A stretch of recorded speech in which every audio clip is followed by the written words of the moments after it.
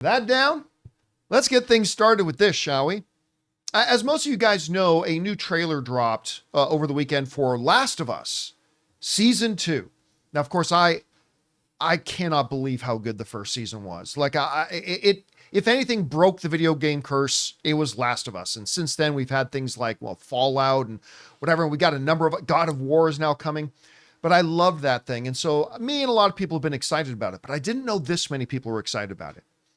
Because according to a new release that HBO Max just put out, The Last of Us Season 2 trailer has shattered the records, becoming the HBO and Max's most watched original trailer with 158 million views. To put that a little bit in perspective, that beats the Season 1 trailer they call by 160%. So more than doubled what the first season trailer got. Now, also to put it, again, this is for HBO and Max things, but lest you think that's not still an impressive number, if we put in context of the highest viewed trailers for movies of all time, at 158 million, that means that the Season 2 trailer for Last of Us would come in at like number 12. Wow. Just behind the Lion King trailer at number 11, the Fate of the Furious trailer at number 12. Of course, the number one of all time is Deadpool and Wolverine with 365. But that just gives you a sense of just how many people watched the trailer for The Last of Us Season 2 that dropped this weekend. So, look, we know the show is incredibly good, but there have been other incredibly good shows that second season trailers don't get that kind of attention for.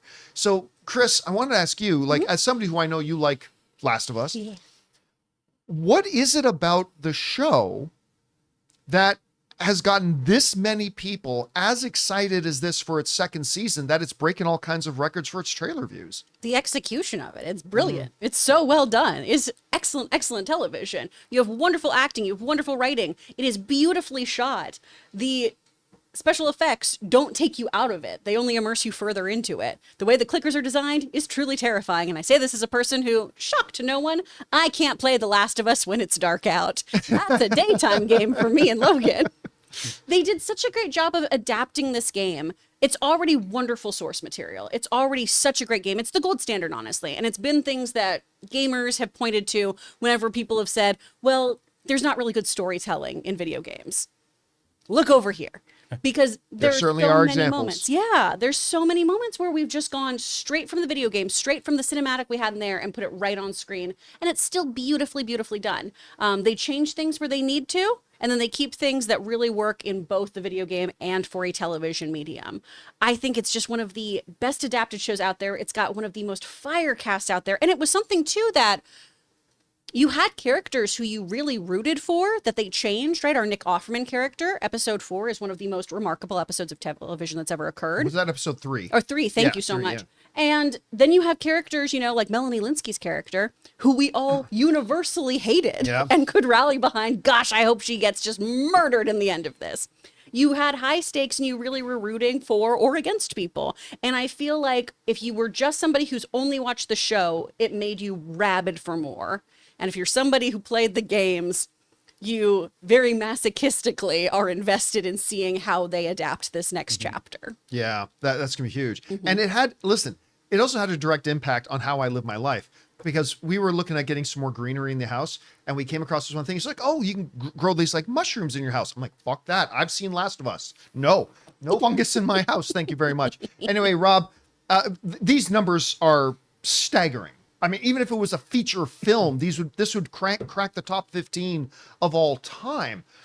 What do you see it as being the main draw? Why are people so excited for the second season of this? Well, I think, Chris hit the nail on the head. I think first of all, having the creator, having Neil Druckmann involved, and you have a creator like Craig Mazin, who's an incredibly intelligent guy coming off the heels of Chernobyl. I mean, Craig's been involved in things, but I don't think until he got to Chernobyl did he realize his true potential. He's a Princeton grad. And I think what they've done with Last of Us, unlike something like Walking Dead, they've figured out how to create a show that is both terrifying and also full of human empathy. And at the same time, you're watching, I mean, even though Melanie Linsky, you wanted her dead, you understood what it's like when you understood see what Negan in Walking Dead, it's like that guy's just over the top evil. But in The Last of Us, I had not since I think Romero's original Dawn of the Dead in 78, 79, did I see a post-apocalyptic scenario that I totally believed in. Yeah. Because you believe that the humanity of these characters and the multidimensionality of them dealing with this situation, it feels real. I mean, I feel like if the world did end in this particular way, and from the first time you hear that, is it in the Philippines when she says bomb? No, it wasn't the Philippines. It was Indonesia. It might have been Indonesia. I mean, casting that actress in that role, that virologist coming in, that was one of the most powerful scenes of any show. Oh that my God! year. And you know, they completely sent it the wrong. Like they bring her into that room and her tea's shaking in her hand, and she's like, "Look, bomb the cities," you know. And I'm like, "Oh, it wasn't like it's not like remember outbreak." the shot of the teacup in her hand? That's. I mean, it was shaking, and like just the. Oh my God! They've made so many. Look, I always talk about authorship. I feel that when I'm watching this show, the people that have made this show assume that I'm a very smart viewer. Yes. And they're going to give me material that is going to live up to my expectations and my intelligence. And so often with IPs, we're not getting that. Certainly not with Star Trek Strange New Worlds. Oh, wait, what? Oh, I knew we would get one but eventually. I'm sorry. No, but I feel Did like... you see what Jonathan Frakes just said about Star Trek Strange New Worlds? He loves it. He does. He loves it. But no, I kid Star Trek Strange New Worlds. I kid them. Like I would a younger brother who's still in elementary school and doesn't know anything. But no, I mean, this show is so good on so many levels, and it's beautifully made. I mean, like you were touching on the visual effects, but the shooting in Alberta, don't they shoot a lot of? Yeah, most of it in Alberta, I Canada. mean, those stunning. you feel what's going. I feel Canada should impose a tariff on it. I'm just saying. total verisimilitude. Total verisimilitude. Sorry for that cackle. No, I apologize to everyone who had to hear that come it's- out of me.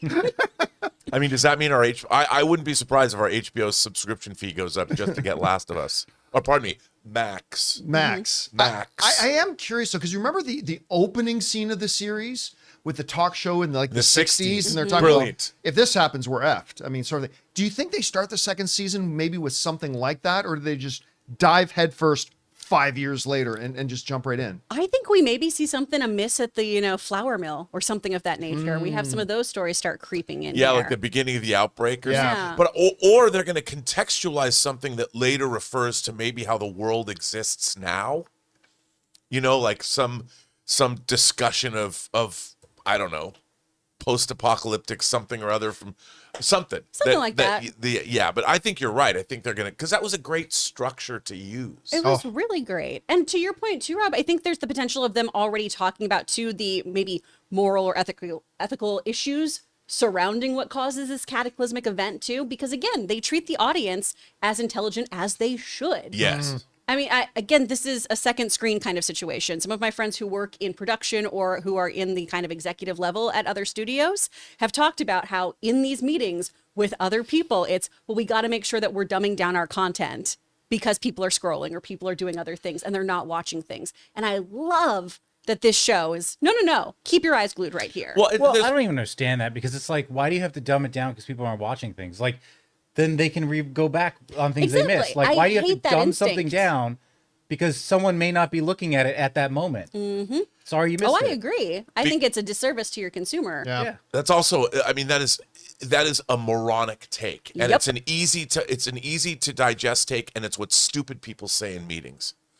Guys, we want to take a second to thank a sponsor of today's video, Kikoff. Man, time flies, doesn't it? 1 minute, you're reminiscing about your last vacation, and the next, you're thinking about major life goals, like buying a car, getting that dream home. But if your credit isn't where it needs to be, those goals can feel out of reach. And that's where Kikoff comes in, the #1 credit building app in the App Store that makes it easy, affordable, and stress-free to build credit fast. And that's exactly why I love Kikoff. They give you a credit line for just building credit, not for spending. Your on-time payments get reported to the 3 major credit bureaus, help helping you improve your credit mix and payment history, two of the biggest factors in credit growth. If your credit is under 600, you could see a jump of about 28 points in your first month. No credit check, no hidden fees, no interest, just smart credit building. Building credit can happen faster than you expect with Kikoff. Don't wait. Get your first month for just $1 at getkikoff.com/Campea. That's kickoff without the C. Get 80% off at getkikoff.com/Campea. Must sign up via getkickoff.com/Campea to activate offer. Offer applies to new customers first month only, subject to approval. Offer subject to change. Terms and conditions may apply. Point stat based on Equifax Vantage Score 3.0 changes for Kikoff users starting under 600 who made their first on-time payment between January of 2021 and March of 2024. Payment and credit activity outside Kikoff can have an impact on your credit. Individual results may vary. Yeah. All right, guys. Question is for you. What do you think about this? Apparently, the anticipation level is quite high because The Last of Us Season 2 trailer just broke like all HBO Max records and would have been in the top 15, top 12 highest movie trailer views of all time. Why do you think people are so excited about the return of it? Whatever you guys think, jump down to the comments section below and let us know your thoughts. Hey guys, thanks so much for watching this video. Make sure you like the video, leave a comment, and subscribe to our channel. And don't forget, we have a daily podcast called the John Campea Show podcast, available on Apple Podcasts, Spotify, or your favorite podcasting app of choice. Go and subscribe to it today so it'll be there when you need it.